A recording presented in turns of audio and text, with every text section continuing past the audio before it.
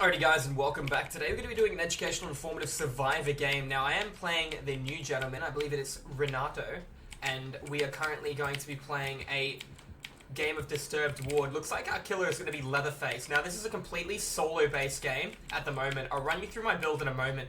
Now straight away, we're already looking at my two teammates that are stacked on a generator. This is phenomenal progression. Before we walk through my build, I'm going to go to the center of the map. I'm going to work on the center generator, and this is going to force a kill around poor rotation. You can hear the generator outside, so I know where every single person is based on the information on the HUD on the left-hand side.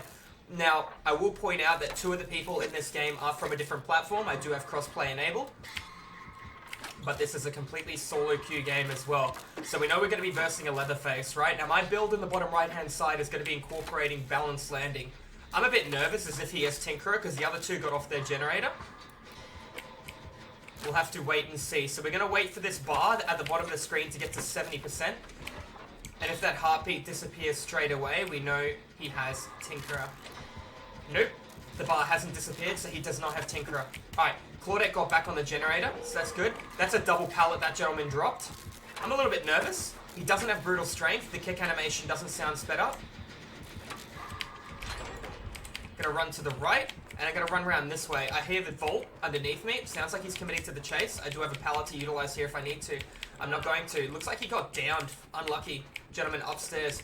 Got a teammate behind me as well. I heard him. I'm gonna move out. I don't want to work on the shack generator because it is a phenomenally strong loop. We're gonna save that for later. Let's go work on this generator here. Now, obviously, I want to know where the bad man is. Ooh, that was a very good hit. I'm very surprised. That was a max range hit too. I wanted to try and make him miss and then go for a hit. That way I technically take two hits to my ally. The good news is he's not going to face camp his opponent.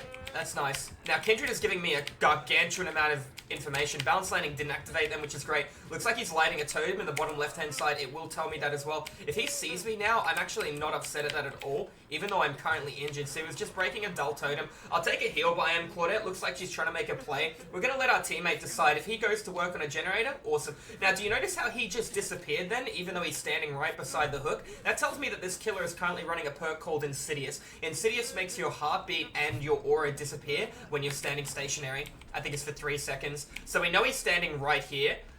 There you go, and he moved. So let's see how he responds to this. We've only got two generators done. It looks like he's going straight back to the hook. So we're versing an Insidious Leatherface, first game of the day. Looks like it's going to be a bit interesting. I didn't want to work on this generator right now, but what I'm going to point out is the basement's here.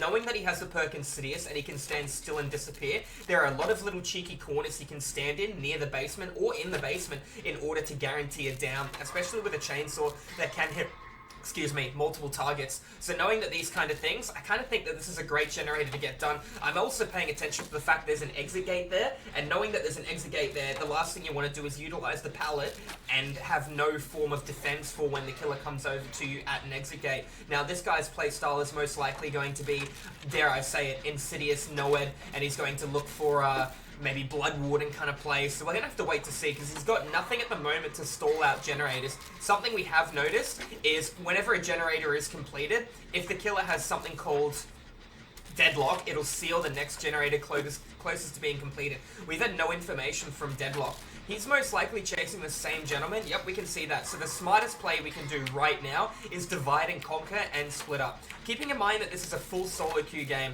looks like we're not going to be able to loot the killer this game as the killer isn't going to be chasing us. I see that generator straight ahead. I'm going to point and hopefully Claudette saw it as well, while I'm going to turn out to the left-hand side and hopefully find my own generator all the way over here. Could be right, could be wrong. Now, if there is no generator here, this is referred to as, never mind, there is a generator here. This would be referred to as a killer dead zone. Even though there's pallets available to utilize, it means you're pulling the killer away from the objectives that the killer has to patrol in order to win the game. So this is referred to as a killer dead zone, as opposed to a survivor dead zone. It's referred to an area where there are no pallets, there is no window, or very limited resources to utilize in your defense against a killer. You'll notice quite a lot of them. They might have one pallet beside them. So we can see that he wants to hang around the hook right now. Trying to make a play and save this gentleman is just going to be a guaranteed trade. If there was one generator left, I do have adrenaline and I could make an adrenaline play, but unfortunately there's two generators left. I don't like really sacrificing a teammate here, but I can see Claudette is quietly crouch walking towards him, trying to make a play, trying to make a save, but it looks like Leatherface isn't going to give us a proper opportunity. Now, you see how the gentleman got off the generator on the far right-hand side? That instantly tells me he does not have the perk Kindred. Kindred is such a powerful perk. He hit the wall. That's him in a tantrum for over 4 seconds now. He moves almost all movement speed as well. That's huge. It's a good time to save. Now, it looks like the other gentleman's going to get in the way. But remember, a tantrum forces him to utilize all of his stacks. He only has 1 stack available. So if they could avoid that 1 stack hit, that would have been perfect for them. Alright, let's look at the information. I'm getting a generator completed. The gentleman on Death Hook is some reason in front of the hook. Looks like there is no real reason for the killer to come over here.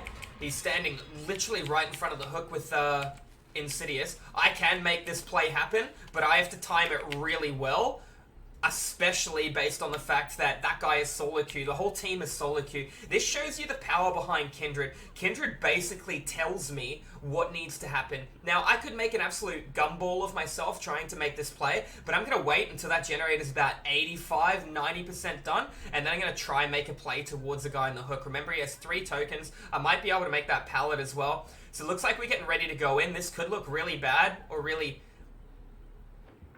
average.